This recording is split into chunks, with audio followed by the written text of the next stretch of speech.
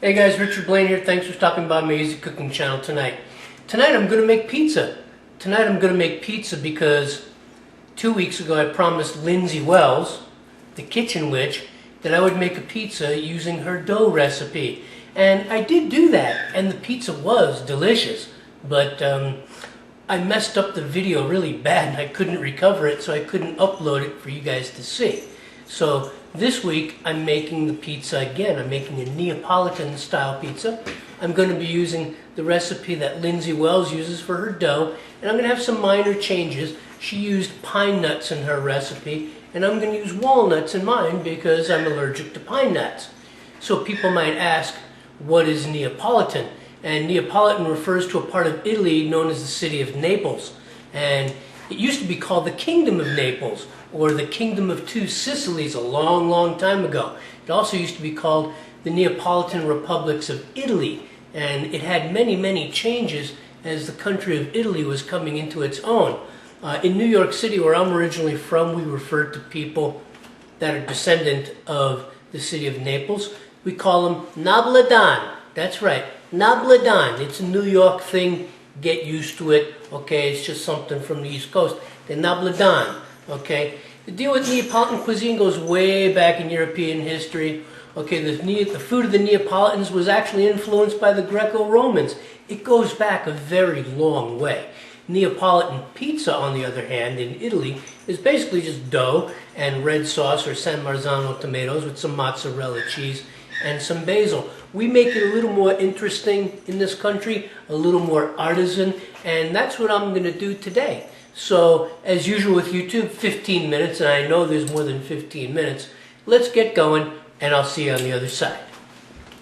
Okay guys, so what I have started here is my active yeast, some warm water, cold water now with olive oil, and I'm going to add a little bit of salt, okay, a little bit of crushed Italian sea salt, okay.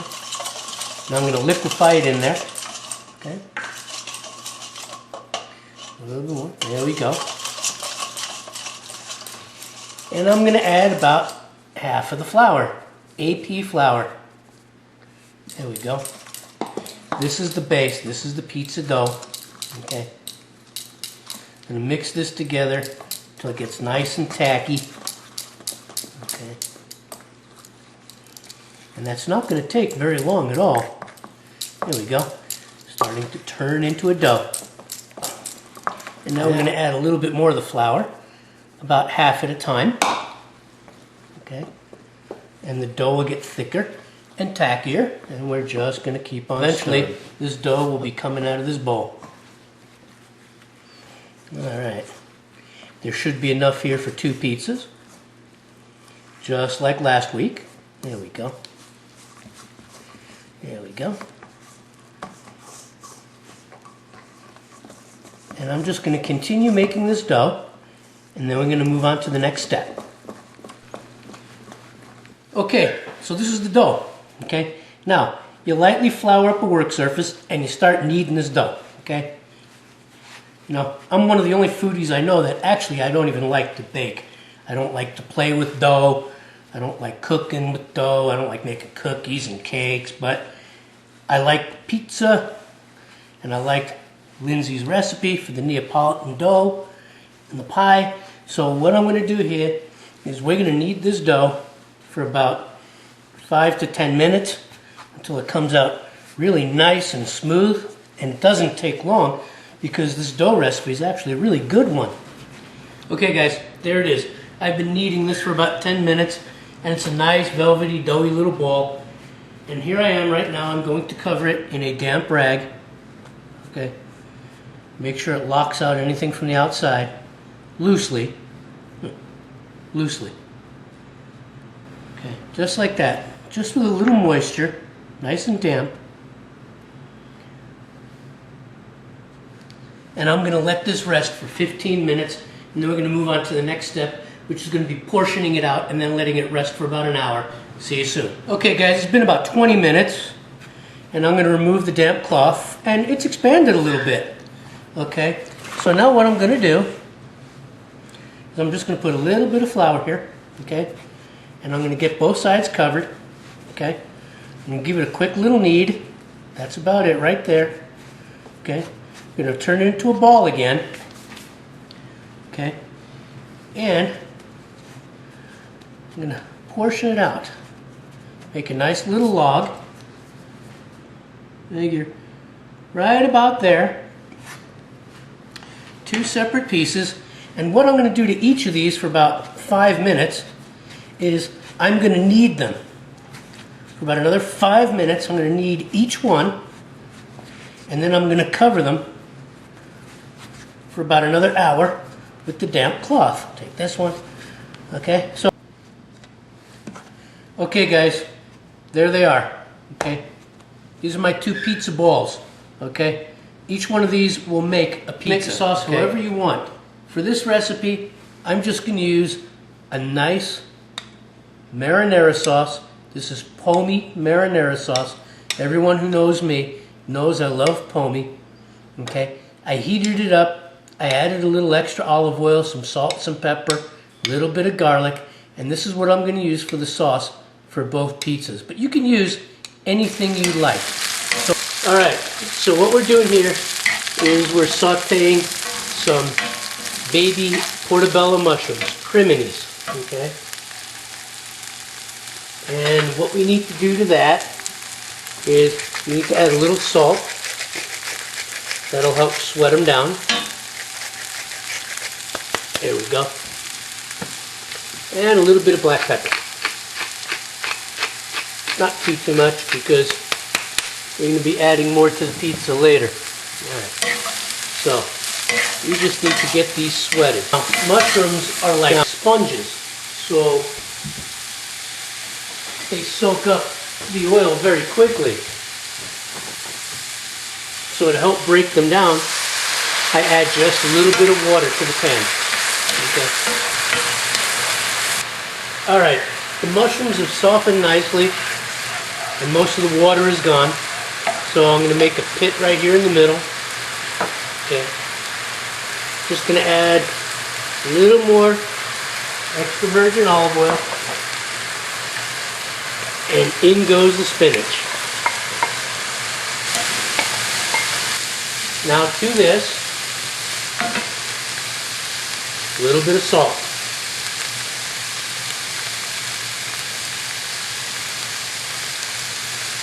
I just love using this crushed Italian sea salt. Alright. There we go. And a little pepper. Got to build those flavor layers. Alright.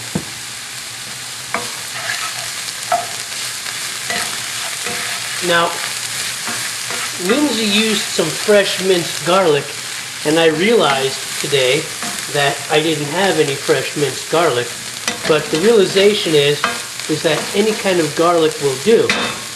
Fried garlic, garlic powder, or I'm going to use garlic granules, okay? The equivalent of about 4 cloves of garlic, okay? The granules are a little bit stronger in flavor, as are the fried garlic bits that I buy, but I happen to like garlic, so I'm not worried about it. All right. Okay, so my toppings have been set aside, and I'm going to roll out this dough, okay, into the balls. All right. There we go. There we go. There we go. It doesn't have to be a perfect circle because we're talking about artisan pizza, Neapolitan pizza. All right, there we go. I'll get this out about 1/4 inch. There we are. Oops, that one fell. Okay, turn that over. Get a little flour going. Okay. There we go. There we go. Nice. Nice. Okay. A little flour on it. Nice.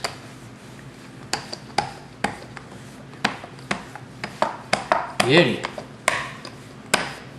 All right.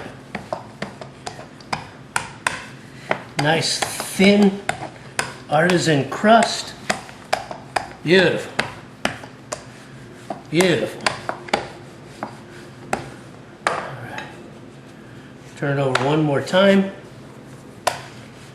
Get that dough out there a little bit. Beautiful. All right. Yep, that's just about the thickness I want. Right there, nice thin artisan crust. And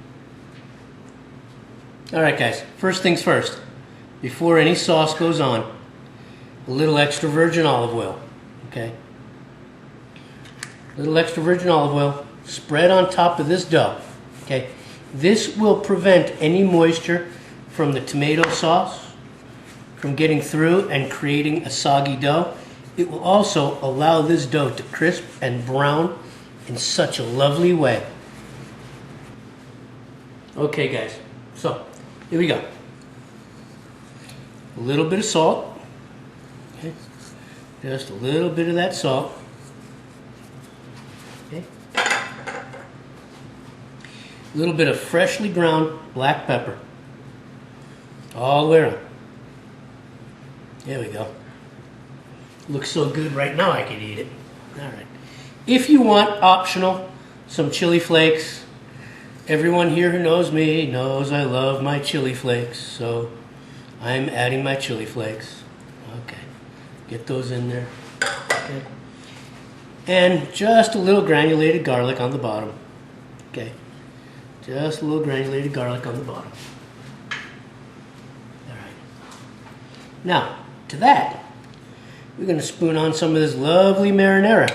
Okay? Not too much. Just enough. Okay?